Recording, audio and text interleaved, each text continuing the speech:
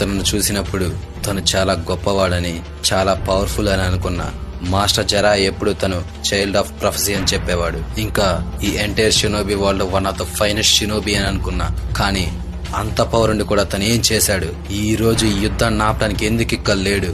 ఎందుకంటే వాడు 9 tiles power ని అండర్ ఎస్టిమేట్ చేశాడు. కాబట్టి ఇక నువ్వు వాడి కొడుకువి. నువ్వు మీ నాన్న సాక్రిఫైస్ ఇంకా తను చేసిన తప్పుల్ని చూసి కూడా నువ్వు కూడా అలాగే బిహేవ్ చేస్తున్నావు. నీకేం తెలీదు, మా నాన్న గురించి నీకేమీ తెలీదు. 4th హోకాగే ఆ రోజు ఫెయిల్ అవ్వలేదు. నువ్వు ఇలాగే నా మాట వినకుండా ముందుకు వెళ్లాలని చూస్తే నిన్ను చంపడానికి కూడా వెనకాను. ఇక ఇలా రైకాగే ర్యాష్ డిసిషన్ తీసుకుని ఫైట్ కి వెళ్తుంటే సునాడే ఏ డిసిషన్ తీసుకున్నా అందరి సమక్షంలో తీసుకుని దాన్ని అందరూ అగ్రీ చేస్తేనే ఓకే చేయాలని చెప్పినా రైకాగే వినడు. ఇక తనని ఆపడానికి కిల్లర్ బి వచ్చేసి, నువ్వు తనని చంపాలంటే ముందు నన్ను చంపాలి, ఇద్దరం జించురీకీసే అని అడిగితే, ఇక సునాడే కూడా సేమ్ క్వశ్చన్ అడిగితే రైకాగే, నాకు 8 టైల్స్ ఇంకా 9 టైల్స్ రెండు ఒకటే. ఈ యుద్ధంలో గెలవడానికి నేను ఎవరినైనా చంపడానికి వెనకాను. తను నా తమ్ముడని మాత్రమే వదిలేయట్లేదు. కిల్లర్ బి 8 టైల్స్ ని కంట్రోల్ చేశాడు. తనకి దాని మీద కంప్లీట్ గ్రిప్ ఉంది.